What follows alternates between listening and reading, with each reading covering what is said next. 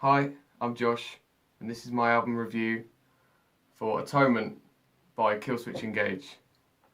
Sorry it's a little bit later than I thought it was going to be, but well, it's here now.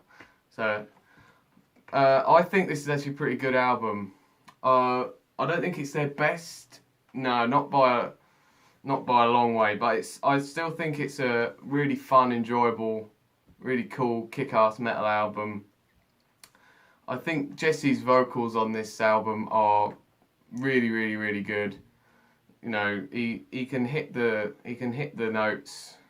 You know, he can do all the brutal, shouty, screamy stuff, but he's got a really good singing voice. I mean, I think I still prefer Howard Jones just to Jesse, but I still think his vocals are really good, and I still think the music they've done with Jesse is really good. I thought Justin's drumming on this album was pretty good. Some pretty good double kick drumming in areas, which is really cool, and some really cool fast-paced sort of classic metal sounding drums. And Mike's bass was good, and the guitars from Adam and oh Christ, I forgot the other guy's name. Oops. Yeah, sorry mate, I forgot your name. Their guitar work was really good, as it always is with Killswitch. Some really cool classic heavy riffs going on.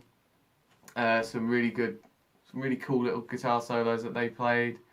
Right, so I think that my personal three favourite tracks are The Signal Fire, The Crownless King, and Know Your Enemy.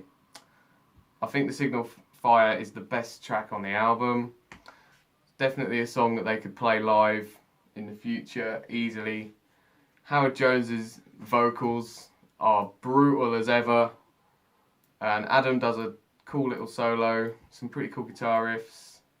The Crownless King, again, featuring Chuck Billy, pretty awesome. Anything featuring him, although he seems to be getting around a bit, doing quite a lot of vocals on tracks for bands. But I love the breakdown riff in the middle of the song. It's absolutely heavy as anything, brutal.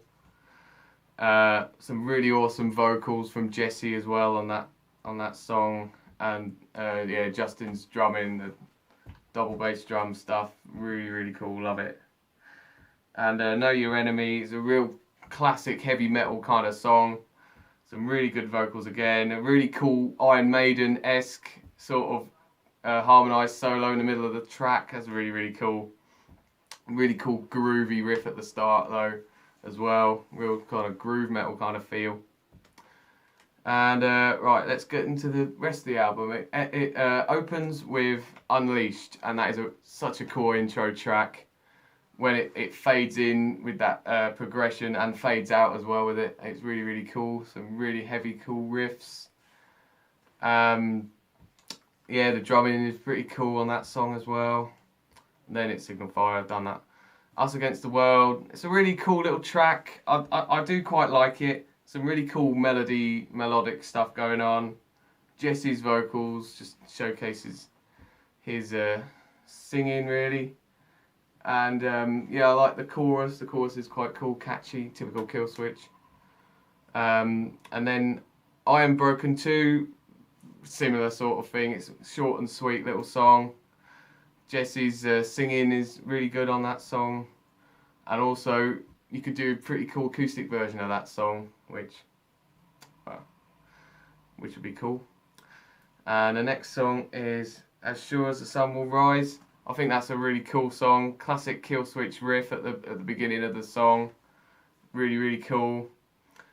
And I absolutely love it when it all slows down and Jesse just belts out them vocals. It's absolutely wicked. I thought that was really cool.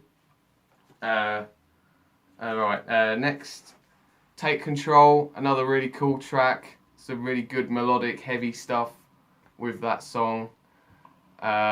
the cool little guitar solo in towards the end, and again the chorus is pretty cool. Ravenous is the next song. Some really heavy riffs, really cool song. Nice little chorus.